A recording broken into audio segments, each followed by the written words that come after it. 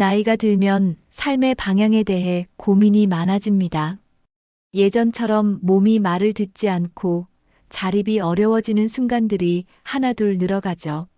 많은 사람들은 그 시점에서 요양원 입소나 자녀의 돌봄을 고민하게 됩니다.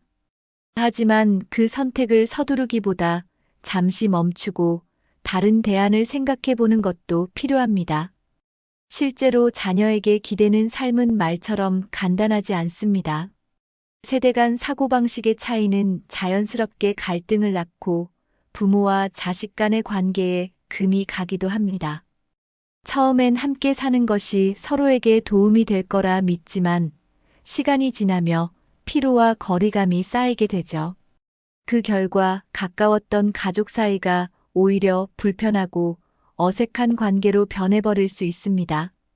그렇다고 간병인을 고용하는 것이 쉬운 일도 아닙니다. 현실적으로 간병인의 월급은 평균 200만 원에 이르고 이는 많은 노인에게 큰 부담입니다. 연금만으로는 턱없이 부족하고 가족의 추가 지원 없이는 오래 유지하기 어렵습니다.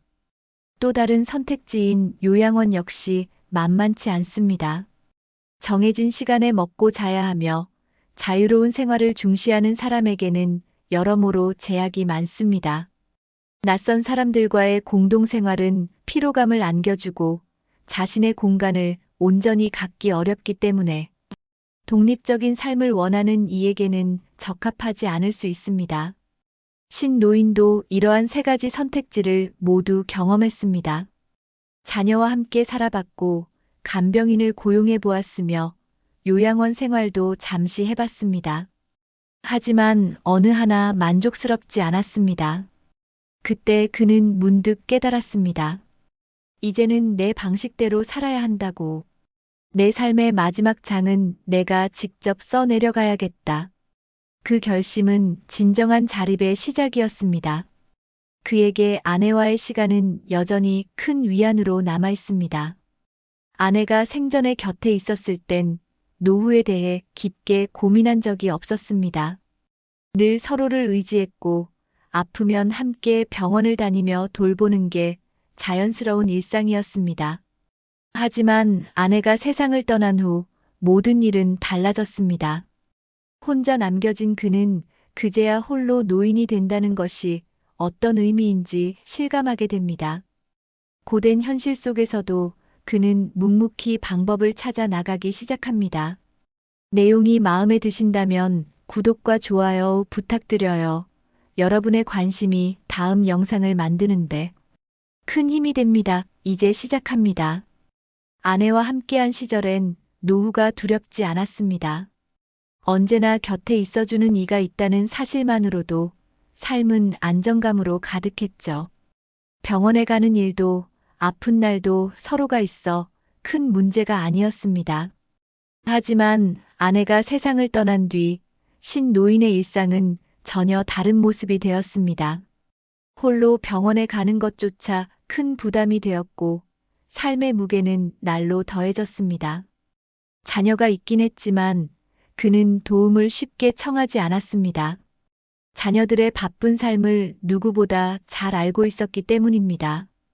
자신이 짐이 되는 것이 아닐까 하는 걱정이 앞섰고 그래서 언제나 혼자서 해결하려 애썼습니다. 그러나 그 속에서 외로움은 깊어졌고 마음은 점점 무거워졌습니다.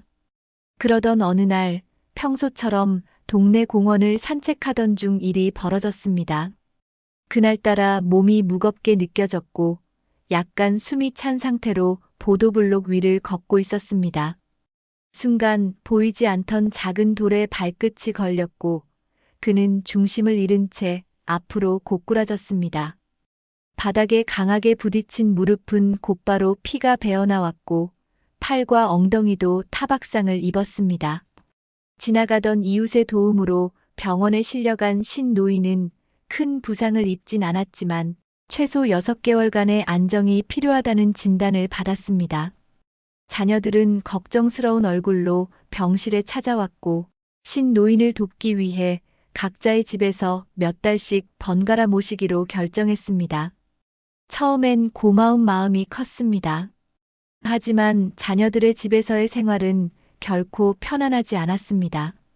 식사 때마다 혼자 남겨졌고 방으로 음식을 가져다 주는 자녀의 행동에서 알 수 없는 거리감이 느껴졌습니다.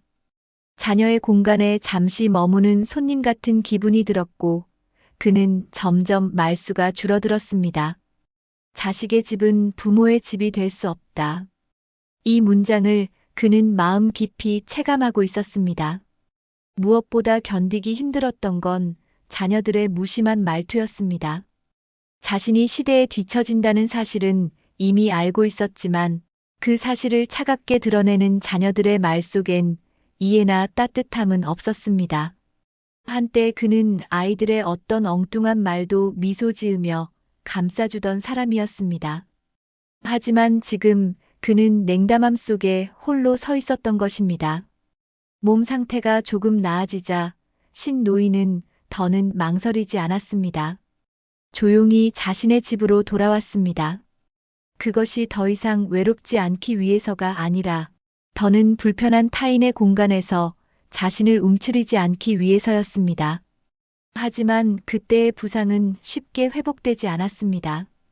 다리는 여전히 자주 붓고 통증이 찾아왔고 가까운 마트에 다녀오는 일조차 큰 부담이 되었습니다. 외출은 갈수록 줄어들었고 일상은 서서히 위축되어 갔습니다. 결국 신노인은 다시 간병인을 고용하기로 마음먹었습니다. 월 200만 원의 비용은 그의 연금으로는 감당이 어려웠지만 자녀들이 일부를 보태줘 가까스로 유지할 수 있었습니다. 하지만 생활은 날로 팍팍해졌고 마음의 여유도 사라졌습니다. 신노인의 집은 소박했습니다. 간병인을 위한 특별한 식사나 대우는 없었고 정갈하지만 단출한 식탁이 전부였습니다. 일부 간병인들은 음식을 두고 토끼 먹이 같다고 불평했고 몇몇은 며칠도 채우지 못하고 집을 나갔습니다. 간병인 소개소에서도 그에게 인력을 보내는 일을 꺼려할 정도였습니다. 고립은 점점 심해졌고 그는 마침내 자녀의 도움으로 저렴한 요양원에 입소하게 됩니다. 시설은 노후했지만 그의 연금으로 감당 가능한 유일한 선택지였습니다. 자녀들에게 부담을 주지 않기 위한 결단이었죠. 그러나 요양원의 일상은 신노인과는 맞지 않았습니다. 정해진 시간에 맞춰 식사하고 잠자리에 드는 생활, 자유 없는 규칙, 공동생활의 불편함은 그를 점점 숨막히게 만들었습니다. 한 달이 채 되지 않아 그는 짐을 싸고 요양원을 나왔습니다. 이건 내가 원하는 삶이 아니야. 신노인은 다시 자신의 집으로 돌아와 자신에게 맞는 삶의 방식을 찾아보기로 결심합니다. 요양원에서 돌아온 신노인은 다시 자신의 집에서 혼자 사는 삶을 선택했습니다. 비록 몸은 전처럼 자유롭지 않았지만 그 어디보다 마음이 편안한 곳이었습니다. 익숙한 물건, 기억이 머무는 자리, 그리고 누구에게도 패 끼치지 않는 공간. 비로소 진정한 쉼이 가능한 곳이었죠. 다행히도 세상은 변하고 있었습니다. 온라인 장보기 서비스가 생겨났고 신노인은 딸에게 매일 장을 봐달라고 부탁했습니다. 주문한 물건은 아파트 단지 입구에 있는 작은 식료품점에서 받아갈 수 있었죠. 먼 거리를 걷지 않아도 된다는 사실이 그의 하루에 다시 희망을 가져다 주었습니다. 그 마트를 운영하는 사람은 50대 초반의 중년 부부였습니다. 눈에 띄지 않는 평범한 사람들이었지만 그들에겐 특별한 따뜻함이 있었습니다. 신노인이 힘겹게 걷는 모습을 보면 말없이 엘리베이터 앞까지 물건을 들여다 주곤 했습니다. 어르신, 오늘은 무릎 괜찮으세요? 남편이 묻는 말 한마디에도 진심이 묻어났습니다. 아내는 주문 물품을 정리하면서 신노인의 식성까지 기억해두려 노력했습니다. 말없이 건네는 배려, 불쑥 챙겨주는 삶은 신노인의 마음을 조금씩 움직였습니다. 시간이 흐르면서 그들과 신노인은 자연스럽게 말동무가 되었습니다. 장을 받으러 나갈 때마다 잠시 안부를 묻고 날씨 이야기를 나누고 가게 앞 벤치에 앉아 커피 한 잔을 마시는 시간이 생겼죠. 그 짧은 대화 속에서 신 노인은 잊고 지냈던 소속감을 느끼기 시작했습니다. 하지만 그런 따뜻한 순간에도 마음속엔 무거운 그림자가 있었습니다. 체력은 갈수록 떨어지고 있었고 미래에 대한 불안은 쉽게 지워지지 않았습니다. 혼자의 힘으로 모든 걸 감당하는 날이 머지않아 어려워질 거라는 생각이 신 노인을 밤마다 괴롭혔습니다. 그러던 어느 날 가게를 찾은 신 노인은 그 부부가 심각하게 말다툼을 하는 모습을 목격하게 됩니다. 조용히 엿듣게 된 대화 속에서 그는 그들이 겪고 있는 경제적 어려움을 알게 되었습니다. 여보, 이달 임대료도 아직 못 냈어. 아까 두리안 산 거 꼭 필요했어? 당신도 알잖아.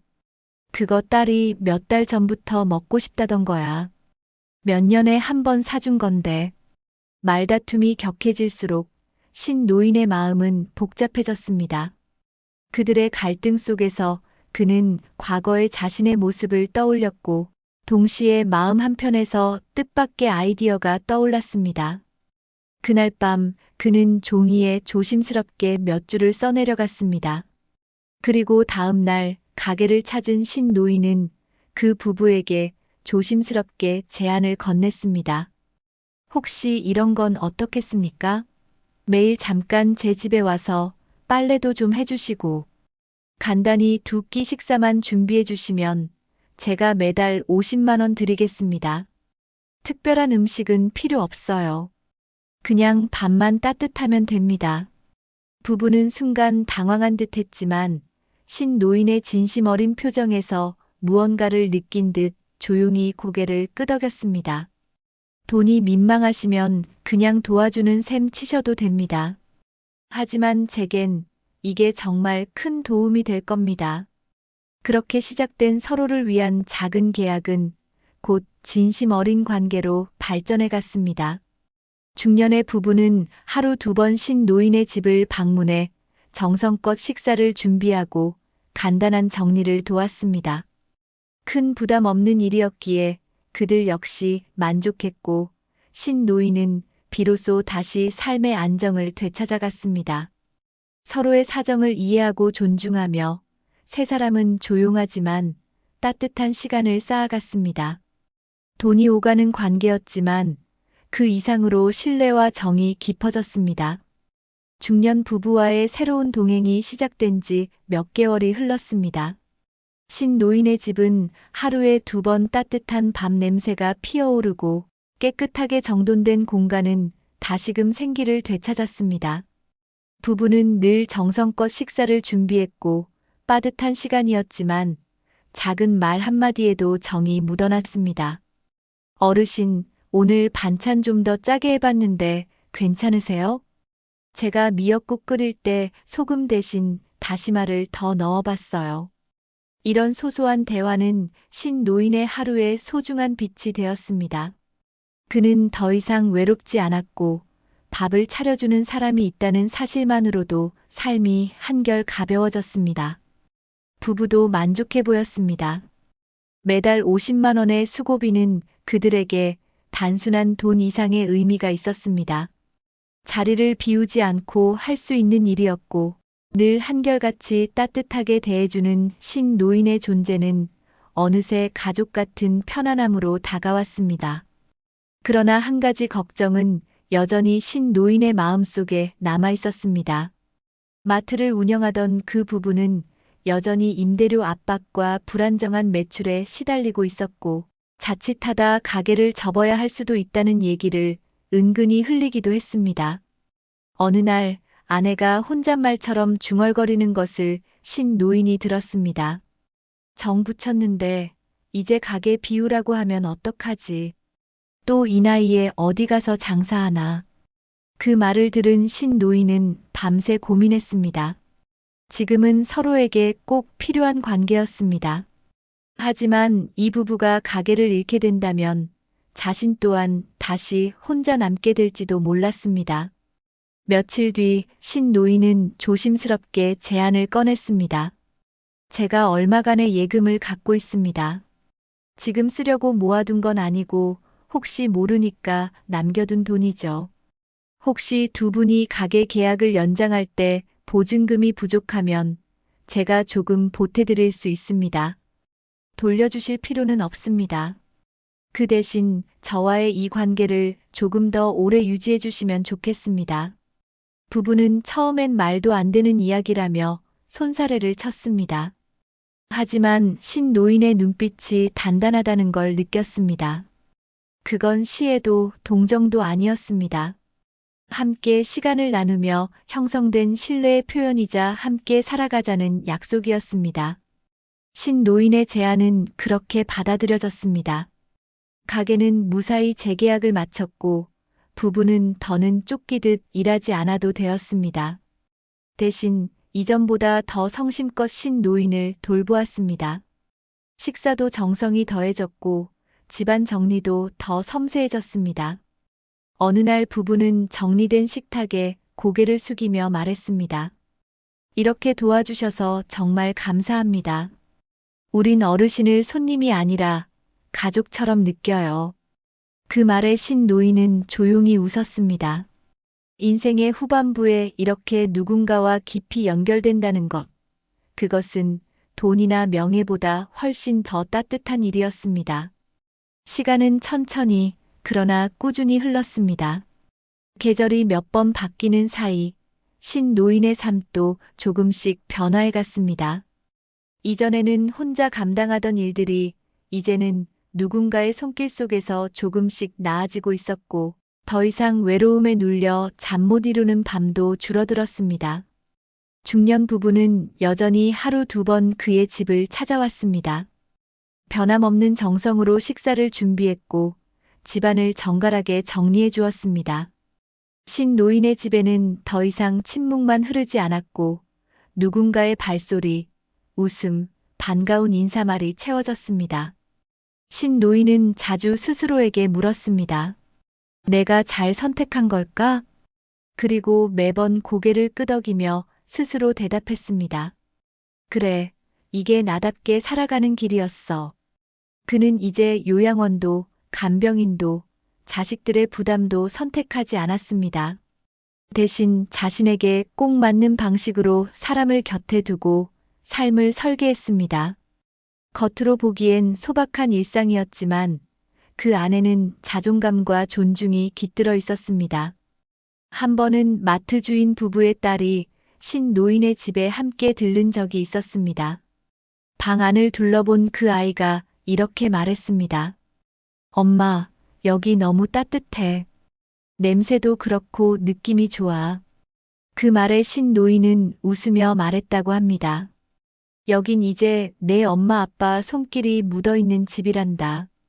가족이라는 것이 꼭 피로 맺어져야만 하는 건 아니라는 걸 그는 노년에 와서야 진심으로 깨달았습니다. 따뜻한 밥을 나누고 서로의 안부를 챙기며 마음을 기댈 수 있다면 그 자체가 가족이 되는 법이었죠.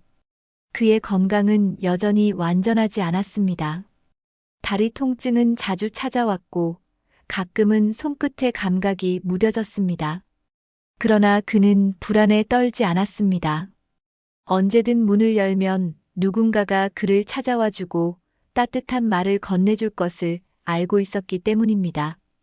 신 노인은 매달 나오는 연금 중 일부를 저축하기 시작했습니다. 생활비가 줄었기 때문이기도 했지만 그는 또 하나의 목적이 생겼습니다. 언젠가 중년 부부의 딸이 대학에 가게 되면 작은 입학 선물을 전해주고 싶다는 바람이었습니다. 이름도 적혀 있지 않은 봉투 하나, 익명의 격려, 그리고 한 노인의 응원. 인생이란 결국 자신에게 맞는 방식을 찾는 일입니다.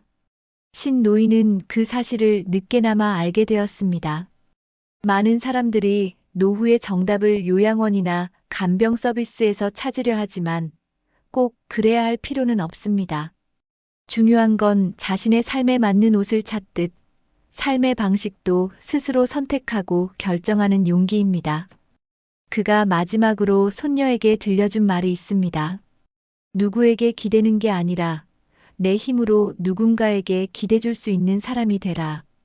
그러면 너의 노후도 외롭지 않을 거야. 그 말은 신노인의 삶이 보여준 그대로였습니다.